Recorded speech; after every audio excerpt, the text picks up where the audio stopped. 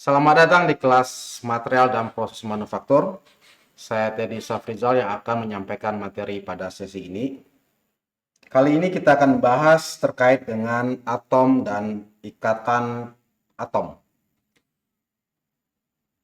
Hal yang perlu kita pahami pada bagian akhir dari materi ini adalah hal apa saja yang mempromosi atau mendukung terjadinya suatu ikatan. Tipe-tipe ikatan pada material, dan lebih penting lagi adalah properti apa yang bisa kita pelajari atau kita hubungkan dengan karakteristik dari ikatan pembentuk material tersebut.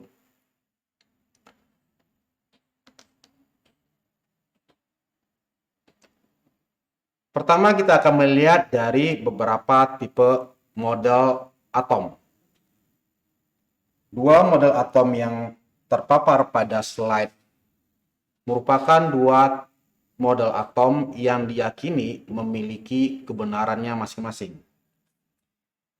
Yang pertama adalah pada bagian atas, quantum mechanics, yang diprakarsai oleh Niels Bohr Atomic Model. Poin yang penting pada model atomik ini adalah setiap elektron akan berputar dan berada pada orbitnya secara tetap. Ya, energi elektronnya tetap dan berputar pada orbitalnya secara tetap sampai akhir masa. Sedangkan pada teori selanjutnya, yaitu wave mechanical model, yang juga diyakini memiliki kebenaran dalam menjelaskan fenomena-fenomena alam, menyatakan bahwa elektron tadi bukan hanya tetap pada suatu titik, tapi lebih cenderung memiliki yang namanya adalah probabilitas of finding electron pada beberapa tempat.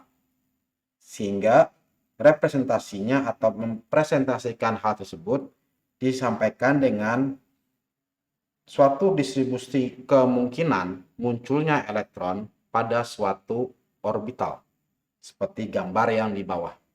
Jadi elektron pada wave mechanical model bisa berada pada daerah sekitaran ini. Tidak tetap, namun ada kemungkinannya untuk muncul pada daerah tersebut.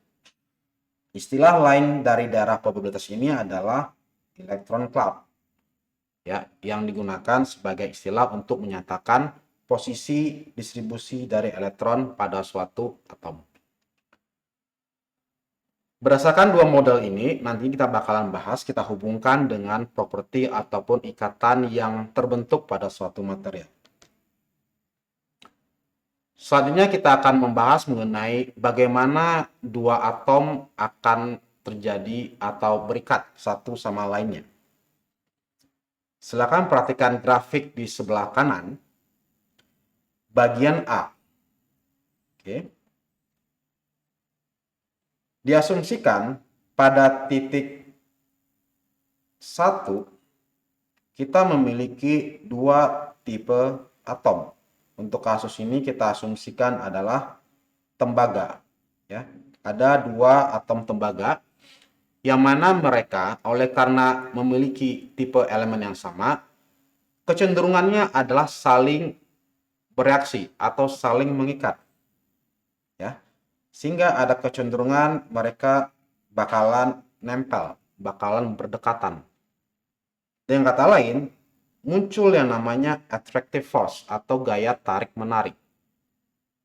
Dan kita juga paham bahwa ketika dua atom ini yang memiliki kompatibilitas yang baik saling didekatkan, ya, saling didekatkan, gaya tarik-menariknya bakalan semakin lama semakin besar sesuai dengan semakin kecilnya jarak antar mereka. Sehingga hal tersebut direpresentasikan dengan kurva attractive force yang bentuknya seperti tersebut. Ya, saat ini semakin dekat jaraknya, attractive force-nya semakin besar.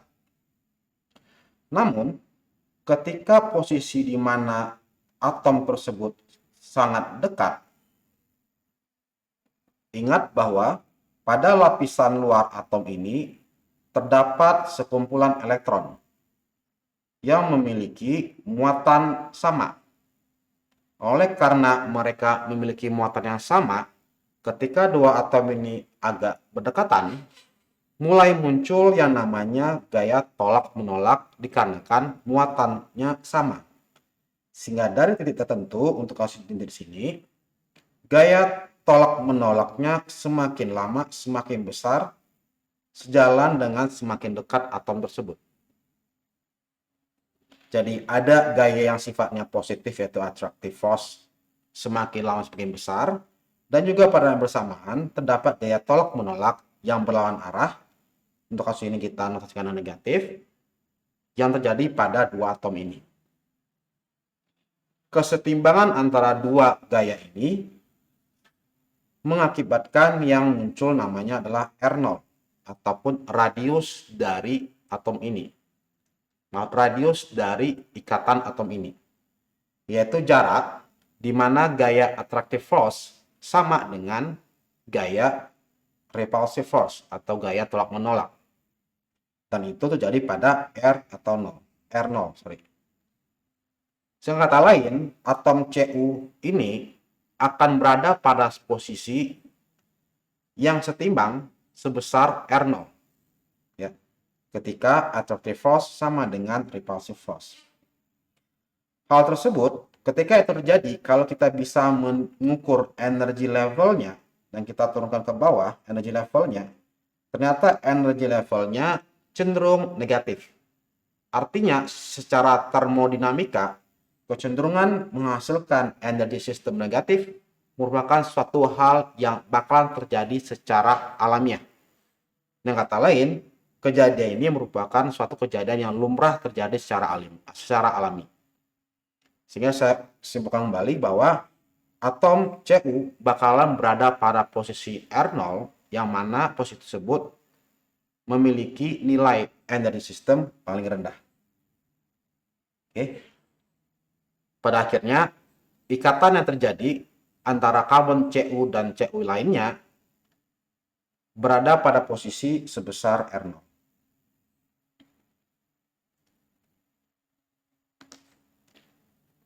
Oke, jadi dari terjadinya terbentuknya suatu ikatan atom, kemudian kita lihat apa hubungannya. Bagaimana caranya kita bisa memahami beberapa sifat dari material dilihat dari ikatan atomnya.